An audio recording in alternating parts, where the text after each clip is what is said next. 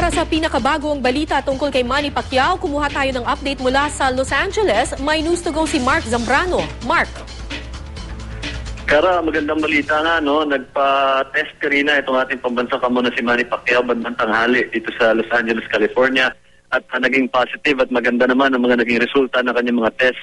Wala na pong problema sa kalusugan itong ating pambansang kamo at na-clear na siya para bumiyahe pabalik ng Maynila ngayong araw na to. Mamayang 9:55 tentatively itong alis ng flight, or rather 9:15 ang alis ng flight nitong ating pambansang kamao. At scheduled na arrival sa Metro Manila ay December 12. At inaabangan nga natin itong nalagi-impake na rin tayo. Kasama tayo ng buong Team Pacquiao sa paglipad patungong Maynila. So magandang balita yung pinapaalala ni Pacquiao sa kanyang mga tagahanga na huwag na sila mag-alala. Nasa magandang kalagayan na po etong si Manny Pacquiao at sa ilang araw lang ay makakauwi na siya sa Pilipinas. Kara?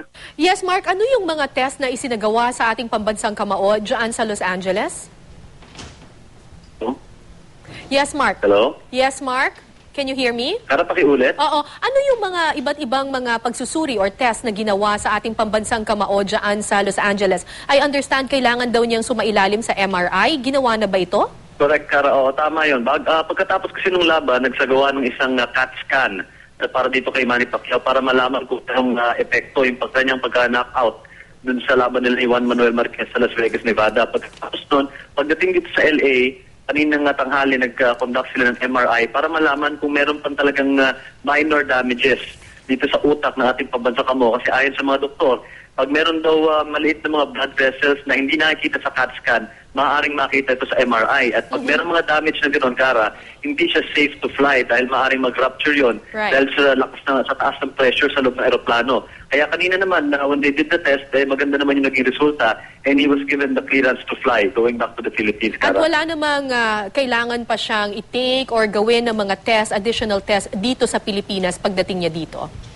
Sa ngayon, wala pa namang sinasabi, no? Ang focus lang natin dito ay magpagaling ng mga sugat na tinamon niya. Kasi yung bandang ilalim ng kanang mata niya, yung mismong tumama doon sa lona nung bumagsak sa paharap, medyo namamaga pa rin. So mga minor bruises na lang at mga sugat ang kailangang pagalingin ng ating pambansang kamao. Besides that, wala na tayong kailangang alalahanin pa na malala na daman or injury etong ating pambansang kamao na si Manny Pacquiao. May sinabi ba sa iyo ang ating pambansang kamao kung ano na ang mga plano niya pagkatapos nito? Ngayong nabigyan na siya ng clearance. Aside from going home, may iba pa ba siyang plano lalo na sa kanyang career?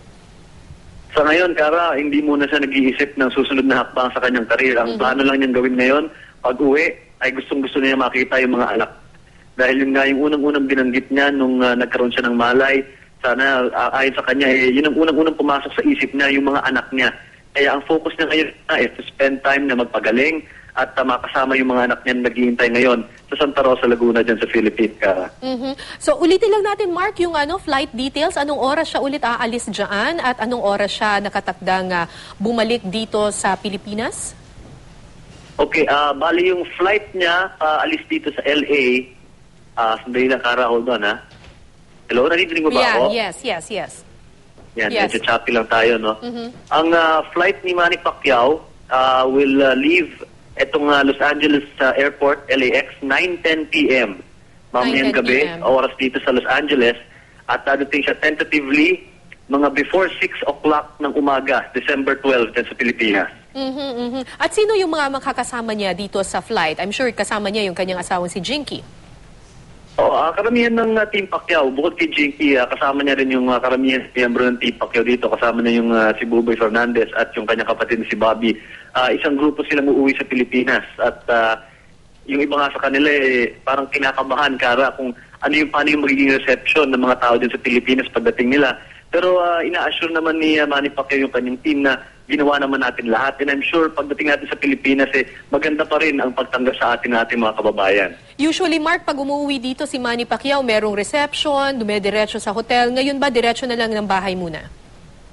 Wala pa namang napabanggit na plano sa atin, Kara, no? Pero ang talagang gustong-gusto niyang gawin, the first thing talaga na gusto niyang gawin pagdating dyan, talagang pumunta na sa mga anak niya. Yun ang gustong-gusto niyang sinabing magawa niya once he arrives in Philippines. Wala siyang binanggit tungkol sa boxing, wala siyang binanggit tungkol sa politika. Gusto lang niya talagang makita yung mga anak niya sa ngayon, Kara. Maraming salamat, Mark Zambrano.